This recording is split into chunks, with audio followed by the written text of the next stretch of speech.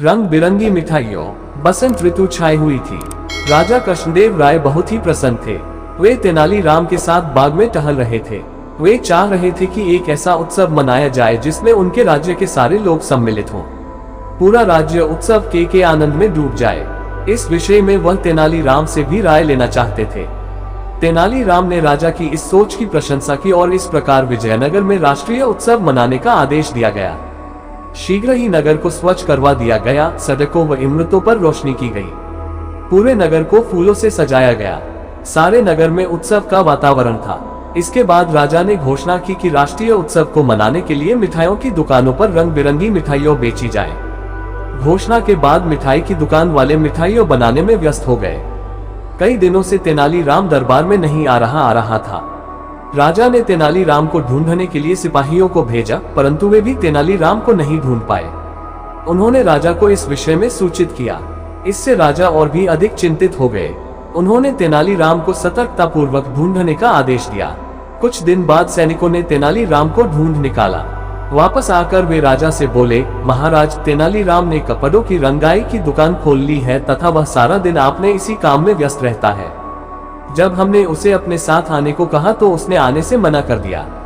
ये सुनकर राजा क्रोधित हो गए। वह सैनिकों से बोले, मैं तुम्हें आदेश देता हूँ कि तेनालीराम को जल्दी से जल्दी पकड़कर यहाँ ले आओ। यदि वह तुम्हारे साथ न आए तो उसे बलपूर्वक लेकर आओ। राजा के आदेश का पालन करते हुए सैनिक तेनालीराम को बलपूर्वक पकड़कर दरबार में ले आए।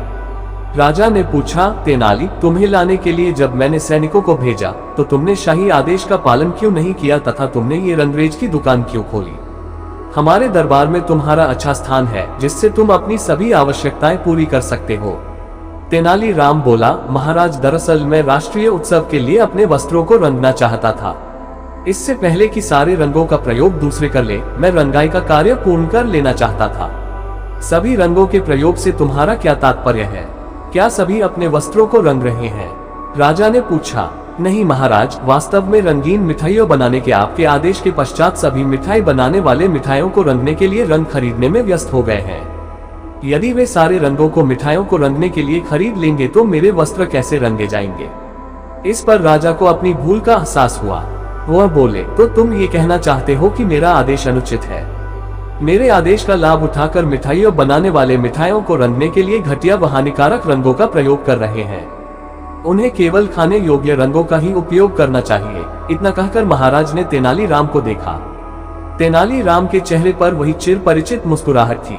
राजा कृष्णदेव राय ने गंभीर होते हुए आदेश दिया कि जो मिठाई बनाने वाले हानिकारक रासायनिक रंगों का प्रयोग कर रहे हैं उन्हें कठोर दंड दिया जाए। इस प्रकार तेनालीराम ने अपनी बुद्धि के प्रयोग से एक बार फिर विजयनगर के लोगों की रक्षा की।